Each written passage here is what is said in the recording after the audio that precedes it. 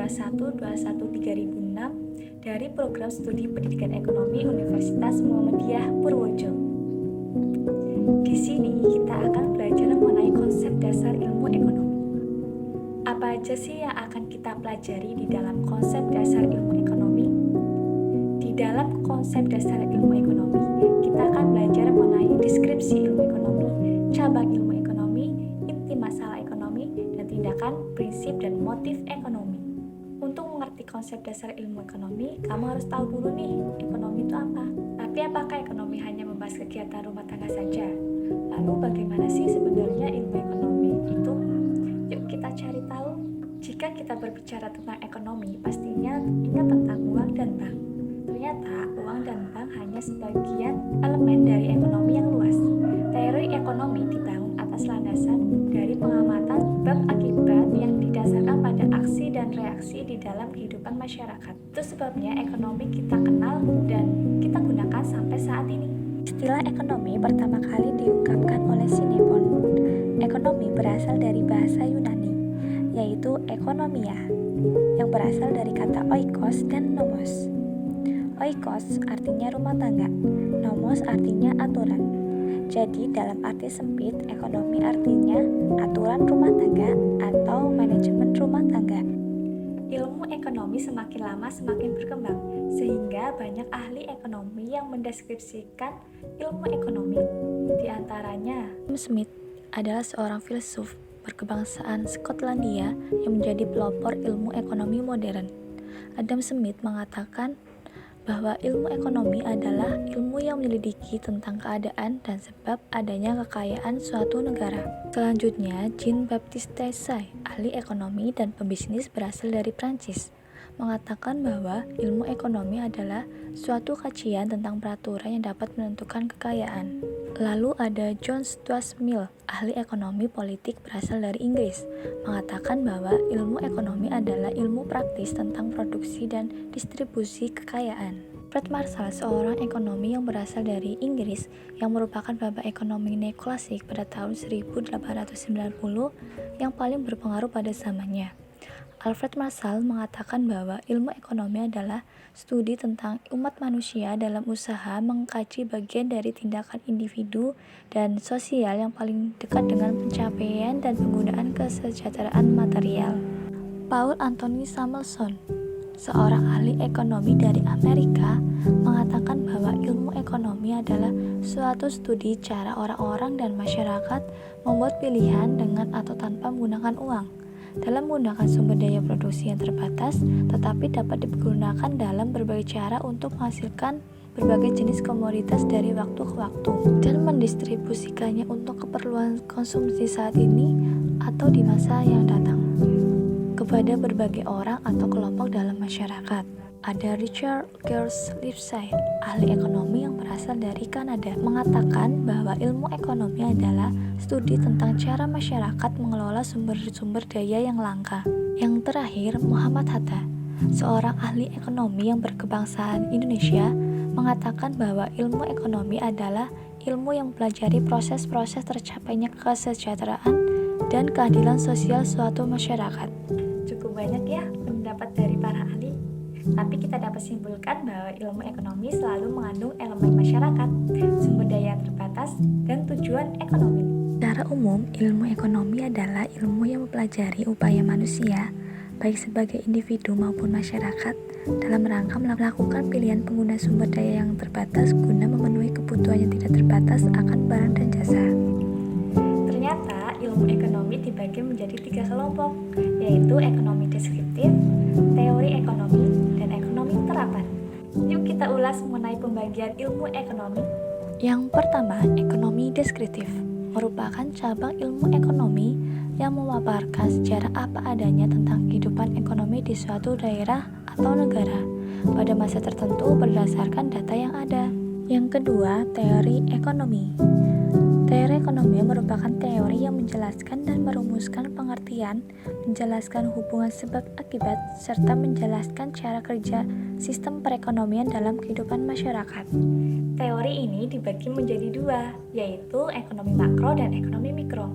Menurut kamu apa sih bedanya antara ekonomi makro dan ekonomi mikro? Ekonomi makro merupakan salah satu cabang ilmu ekonomi yang menitik beratkan pembahasan mengenai perekonomian secara keseluruhan atau agregatif, yaitu membahas mengenai perilaku seluruh perusahaan yang terdapat dalam suatu perekonomian. Ekonomi makro membahas perilaku seluruh perusahaan yang terdapat dalam suatu perekonomian. Selain itu, ekonomi makro juga membahas tentang masalah-masalah ekonomi seperti pengangguran, inflasi, pertumbuhan ekonomi, perdagangan internasional, dan kebijakan-kebijakan pemerintah. Selanjutnya, teori ekonomi mikro atau sering disebut dengan istilah teori harga merupakan salah satu cabang ilmu ekonomi yang menitik beratkan pada perilaku ekonomi individu rumah tangga, perusahaan, dan pasar. Teori ekonomi mikro memberikan suatu metode kepada setiap individu untuk mengelola sumber daya ekonomi yang dimiliki dan bersifat terbatas agar dapat dimanfaatkan secara efisien. Sebagai contoh, pengalokasian pendapatan bagi rumah tangga agar lebih efisien, penggunaan sumber daya bagi perusahaan agar memperoleh keuntungan maksimal, kebijakan dalam mengambil keputusan bagi perusahaan, penentuan harga jual, dan sebagainya. Yang ketiga, ekonomi terapan.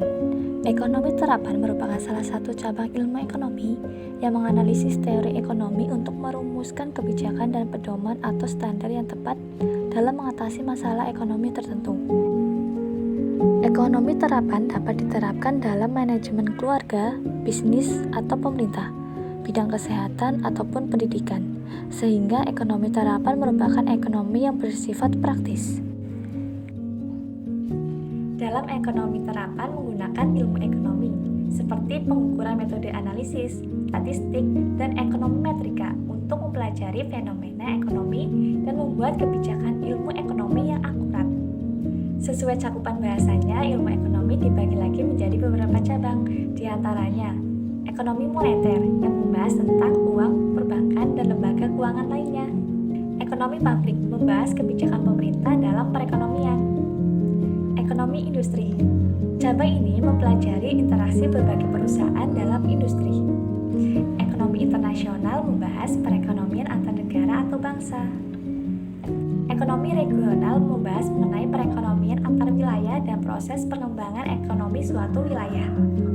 Ekonomi sumber daya membahas mengenai sumber daya manusia dan sumber daya alam. Sumber daya manusia pokok bahasanya mengenai faktor produksi tenaga kerja, seperti masalah pengangguran, upah minimum, dan tingkat pendidikan calon tenaga kerja. Lalu ekonomi sumber daya alam membahas mengenai masalah dan alokasi sumber daya alam optimal secara ekonomi. Misalnya, eksternalitas positif dan eksternalitas negatif. Ekonomi syariah bertujuan menerapkan ilmu berbasis syariat Islam. Pokok bahasanya antara lain prinsip bagi hasil, penghapusan riba pada perekonomian, dan zakat. Tujuan ekonomi syariah adalah falah, yaitu kesuksesan yang hakiki berupa tercapainya kesejahteraan di dunia dan di akhirat. Prinsip ekonomi syariah adalah prinsip tauhid, prinsip khalifah, dan prinsip keadilan. Mengapa kita perlu mempelajari ilmu ekonomi? Ilmu ekonomi mempunyai peranan yang penting dalam kehidupan kita, yaitu untuk membantu memecahkan masalah ekonomi. Secara individu, dengan memanfaatkan ilmu ekonomi, kita dapat mengatur kehidupan pribadi kita, seperti bagaimana mengalokasikan uang yang terbatas, waktu yang terbatas, dan tempat yang terbatas. Setiap individu mempunyai cara-cara tersendiri dalam mengalokasikan keterbatasan pendapatan untuk mencapai sesuatu yang diinginkan. Adapun peran ilmu ekonomi yang lebih luas adalah membantu menyelesaikan berbagai permasalahan yang terjadi pada masyarakat, negara, ataupun dunia internasional karena kelangkaan yang dirasakan oleh semua pihak. Menurut Menkyu, manfaat mempelajari ilmu ekonomi yang pertama, ilmu ekonomi dapat membantu memahami wujud perilaku ekonomi dalam dunia nyata secara lebih baik.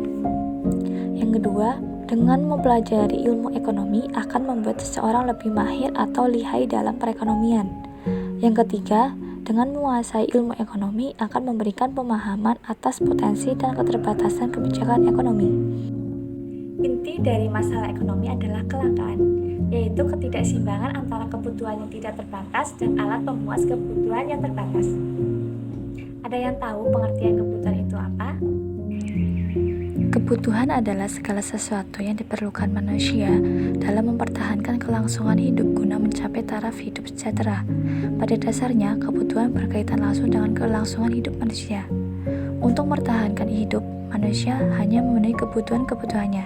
Selain itu, ada keinginan untuk hidup layak menyebabkan kebutuhan manusia beraneka ragam dan selalu bertambah. Akibatnya, kebutuhan manusia menjadi tidak terbatas. Setiap orang mempunyai kebutuhan berbeda-beda. Perbedaan tersebut dipengaruhi oleh beberapa faktor lain. Misalnya, Hanya lingkungan, agama, adat istiadat, dan peradaban. Yang pertama yaitu lingkungan. Faktor lingkungan mempengaruhi perbedaan kebutuhan manusia. Orang yang tinggal di daerah beriklim dingin berbeda kebutuhan dengan orang yang tinggal di daerah yang beriklim panas. Orang yang tinggal di daerah beriklim dingin membutuhkan pakaian tebal atau jaket, sedangkan orang yang tinggal di daerah yang beriklim panas membutuhkan pakaian tipis. Kedua, agama. Faktor agama mempengaruhi perbedaan kebutuhan. Sebagai contoh, pada saat perayaan hari besar keagamaan, antara suatu agama dan agama lain mempunyai kebutuhan yang berbeda. Yang ketiga, adat istiadat. Adat istiadat berlaku bagi daerah-daerah tertentu. Hal ini menyebabkan perbedaan antara suatu daerah dan daerah lain. Sebagai contoh, bagi masyarakat Jawa terdapat tradisi mitoni. Yang keempat, peradaban. Pada zaman dahulu, kebutuhan nenek moyang kita hanya sebatas untuk melangsungkan kehidupan, yaitu makan, pakaian, dan rumah yang sederhana. Seiring berkembangnya peradaban, kebutuhan manusia semakin kompleks. Terdapat berbagai macam pakaian, makanan, kendaraan. Selain itu juga timbul kebutuhan untuk membeli pulsa dan kebutuhan lainnya. Jenis-jenis kebutuhan. Kebutuhan dibagi menjadi beberapa. Yang pertama, kebutuhan berdasarkan intensitasnya. Yang kedua, kebutuhan berdasarkan subjek yang membutuhkan. Yang ketiga, kebutuhan berdasarkan waktunya. Yang keempat, kebutuhan berdasarkan sifatnya. Ada yang tahu perbedaan dari keempat jenis kebutuhan tersebut? Yuk cari tahu. Yang pertama, kebutuhan berdasarkan intensitasnya dibagi menjadi kebutuhan primer. Kebutuhan primer adalah kebutuhan manusia yang dipenuhi untuk kelangsungan hidupnya. Contohnya, makan, pakaian, dan tempat tinggal. Selanjutnya, kebutuhan sekunder atau pelengkap adalah kebutuhan yang dipenuhi setelah kebutuhan primer. Contohnya televisi, meja, kursi, sepeda, motor, dan sebagainya. Dan yang terakhir yaitu kebutuhan tersier adalah kebutuhan yang bersifat mewah. Pada umumnya bertujuan menaikkan status sosial. Contohnya perhiasan, mobil mewah, apartemen, dan sebagainya. Kebutuhan berdasarkan subjek yang membutuhkan dibedakan menjadi dua, yaitu kebutuhan individu adalah kebutuhan yang berhubungan dengan berbagai individu yang berbeda. Contohnya, petani yang membutuhkan cangkul, sedangkan pelajar membutuhkan pensil. Yang kedua yaitu kebutuhan umum adalah kebutuhan yang berhubungan dengan masyarakat umum. Contohnya, jaringan listrik, jalan, jembatan, dan lain-lain.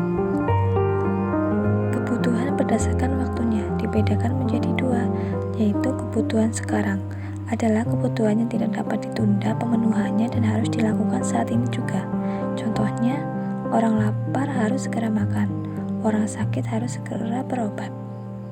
Yang kedua yaitu kebutuhan masa yang akan datang adalah kebutuhan yang dirancang atau direncanakan untuk memenuhi kebutuhan masa depan. Contohnya, mengikuti asuransi pendidikan, menabung untuk biaya kuliah, dan sebagainya. Kebutuhan berdasarkan sifatnya dibagi menjadi dua, yaitu kebutuhan jasmani adalah kebutuhan yang berhubungan dengan tubuh atau fisik manusia.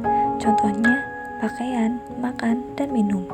Yang kedua yaitu kebutuhan rohani adalah kebutuhan yang berhubungan dengan kejiwaan atau hati seseorang. Contohnya, beribadah dan hiburan. Demi kelangsungan hidup, manusia berusaha memenuhi kebutuhan yang beraneka ragam melalui alat pemuas kebutuhan. Alat pemuas kebutuhan tersebut berupa barang atau jasa. Alat pemuas kebutuhan dibagi menjadi 4. Yang pertama yaitu dari segi memperoleh. Yang kedua dari segi cara penggunaan. Yang ketiga dari segi hubungannya dengan barang lain. Yang keempat dari segi proses pembuatannya. Dari segi cara memperoleh, dibagi menjadi 3 jenis, yaitu yang pertama barang ekonomi. Adalah barang yang jumlahnya terbatas dan untuk memperolehnya memerlukan pengorbanan waktu, biaya, atau tenaga. Yang kedua, barang bebas. Adalah barang yang tersedia dalam jumlah yang berlimpah melebihi jumlah yang dibutuhkan masyarakat. Oleh karena merupakan barang bebas, untuk memperolehnya tidak memerlukan pengorbanan, misalnya sinar matahari dan udara. Tiga adalah barang ilit. Adalah benda yang jika jumlahnya berlebihan dapat membahayakan dan mendatangkan bencana. Dari segi cara penggunaan, dibagi menjadi 2, yaitu barang konsumsi dan barang produksi.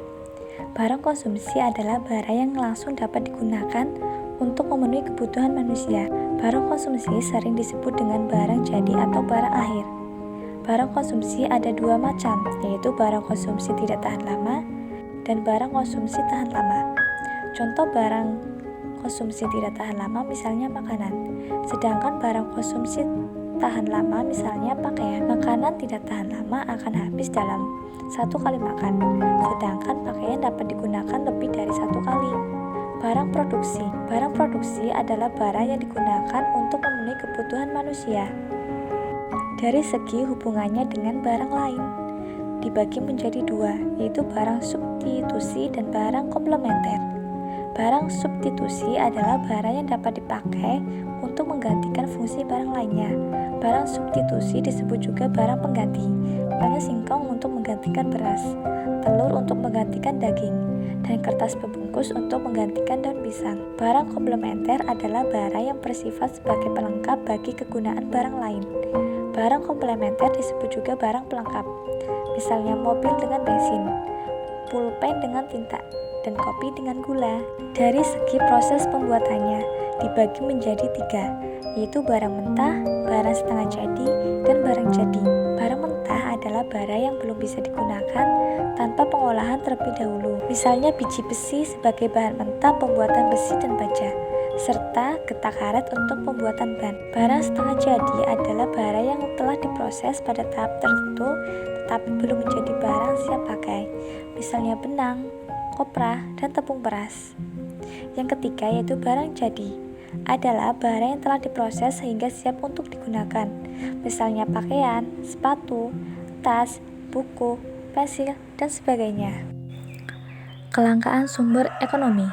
Kelangkaan terjadi akibat ketidakseimbangan antara kebutuhan dan alat pemuas kebutuhan. Kebutuhan manusia selalu bertambah dan tidak terbatas jumlahnya, sedangkan alat pemuas kebutuhan berupa barang dan jasa terbatas jumlahnya. Alat pemuas kebutuhan tersebut berupa sumber daya. Kelangkaan sumber daya berupa kelangkaan sumber daya produksi, kualitas sumber daya manusia, dan sumber daya modal. Kelangkaan sumber ekonomi dipengaruhi oleh beberapa faktor, antara lain keterbatasan sumber daya, perbedaan letak geografis, ketidakseimbangan pertumbuhan penduduk dengan tingkat produksi, rendahnya kemampuan produksi, lambatnya perkembangan teknologi, dan terjadinya bencana. Cara mengatasi kelangkaan ada 2, yaitu memanfaatkan biaya peluang dan menentukan pilihan yang tepat. Bagaimana caranya kok bisa mengatasi kelangkaan? Mari kita ulas. Biaya peluang merupakan biaya yang timbul karena seseorang memilih sebuah peluang atau kesempatan yang dianggap terbaik dari beberapa pilihan yang tersedia. Biaya peluang dapat terjadi pada individu ataupun pada perusahaan. Yang kedua, menentukan pilihan yang tepat. Terjadinya kelangkaan sumber daya membuat manusia harus melakukan pilihan dalam berbagai tindakan ekonomi. Pilihan tersebut merupakan keputusan ekonomi yang harus diambil guna memenuhi kebutuhan. Pilihan ekonomi adalah keputusan untuk menggunakan sumber daya yang langka dengan cara tertentu. Pilihan yang dilakukan dapat berupa pilihan pribadi atau dalam lingkup masyarakat. Ketidakseimbangan antara kebutuhan dan alat pemuas kebutuhan membuat manusia melakukan pilihan dalam tindakan ekonomi yang dilakukan. Dalam melakukan pilihan untuk mencapai kepuasan maksimal dalam menggunakan barang dan jasa tersebut, tindakan ekonomi yang dilakukan dipengaruhi oleh prinsip-prinsip dan motif ekonomi. Lalu apa sih tindakan prinsip dan motif ekonomi? Mari kita ulas bersama. Tindakan ekonomi adalah kegiatan atau tindakan yang dilakukan manusia untuk memenuhi kebutuhan hidup agar mencapai kemakmuran dengan dilandasi prinsip ekonomi. Kegiatan ekonomi dibagi menjadi 3, yaitu produksi, konsumsi, dan distribusi. Produksi merupakan kegiatan memproduksi barang dan jasa. Konsumsi, kegiatan memakai, menghabiskan, serta mengurangi barang dan jasa hasil produksi. Sedangkan distribusi, kegiatan menyalurkan barang dari produsen ke konsumen.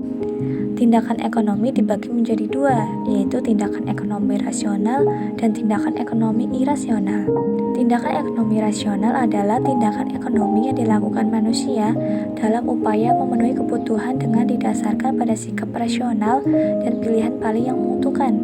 Sedangkan tindakan ekonomi irasional adalah tindakan ekonomi yang dilakukan manusia dalam upaya memenuhi kebutuhan dengan didasarkan sikap tidak rasional. Prinsip ekonomi diartikan sebagai usaha yang disertai pengorbanan sekecil-kecilnya untuk memperoleh hasil tertentu atau pengeluaran biaya tertentu untuk memperoleh hasil sebesar-besarnya. Penerapan prinsip ekonomi menunjukkan bahwa pelaku ekonomi menerapkan tindakan ekonomi rasional. Prinsip ekonomi dilakukan oleh setiap pelaku ekonomi, yaitu produsen, konsumen, dan distributor. Prinsip ekonomi produsen. Produsen dalam menentukan tindakan ekonomi bertujuan mencari keuntungan yang sebesar-besarnya.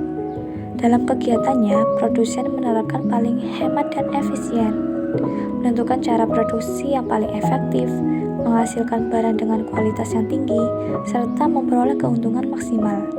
Prinsip ekonomi konsumen. Konsumen dalam melakukan tindakan ekonomi bertujuan memperoleh kepuasan maksimal dari barang dan jasa yang dikonsumsinya dengan cara yang rasional. Penerapan prinsip ekonomi oleh konsumen dilakukan dengan cara membuat daftar prioritas kebutuhan, mencari informasi barang dan jasa, memilih barang yang berkualitas terbaik, bersikap hemat, memperhatikan nilai guna barang atau jasa, serta memperhatikan daya beli. Prinsip ekonomi distributor. Distributor merupakan salah satu pelaku ekonomi yang berperan dalam menyalurkan barang dan jasa dari produsen kepada konsumen. Hal-hal yang perlu diperhatikan dalam menerapkan prinsip ekonomi bagi distributor yaitu menyesuaikan barang dagangan dengan selera dan kebutuhan masyarakat, menentukan harga jual barang dagangan, memilih sarana transportasi yang sesuai dengan karakter barang, meningkatkan kualitas layanan konsumen, mencari keuntungan dengan mempertimbangkan pengorbanan tertentu, serta menyalurkan barang secara tepat dalam hal jumlah, waktu, dan mutu. Motif ekonomi merupakan alasan atau tujuan individu atau lembaga dalam melakukan tindakan ekonomi. Motif ekonomi dibedakan menjadi 2, yaitu motif intrinsik adalah alasan seseorang melakukan tindakan ekonomi yang didorong keinginan dari dalam diri sendiri. Motif intrinsik meliputi upaya mencapai kepuasan, memenuhi kebutuhan hidup, meningkatkan status sosial, dan memenuhi selera atau gaya hidup. Motif ekstrinsik adalah alasan seseorang melakukan tindakan ekonomi yang didorong faktor dari luar dirinya, misalnya faktor sosial budaya. Motif ini merupakan keinginan memperoleh penghargaan, meringankan beban orang lain, dan menunjukkan eksistensi di bidang sosial. Motif ekonomi dalam melakukan tindakan ekonomi yaitu yang pertama, mencari laba, merupakan dorongan untuk mencari laba atau keuntungan didorong oleh inovasi atau penemuan-penemuan. Yang kedua, memperoleh kekuasaan, bertujuan mendapatkan kekuasaan di masyarakat. Misalnya pengusaha yang telah sukses masih terus bekerja keras dengan harapan dapat menguasai perdagangan yang luas. Yang ketiga, motif sosial, merupakan keinginan untuk menolong sesama manusia, misalnya memberikan bantuan kepada korban bencana alam. Yang keempat, memperoleh penghargaan, merupakan motif yang mendorong seseorang untuk mendapatkan penghargaan, misalnya ingin diakui dalam status sosial yang lebih tinggi dari lingkungan masyarakat sekitar. Konsep dasar ilmu ekonomi sangat penting untuk dipahami, karena hampir semua aspek kehidupan manusia berhubungan langsung atau tidak langsung dengan ekonomi. Selain itu, sangat berguna untuk keputusan ekonomi di kehidupan sehari-hari. Semangat belajar dan selamat berproses.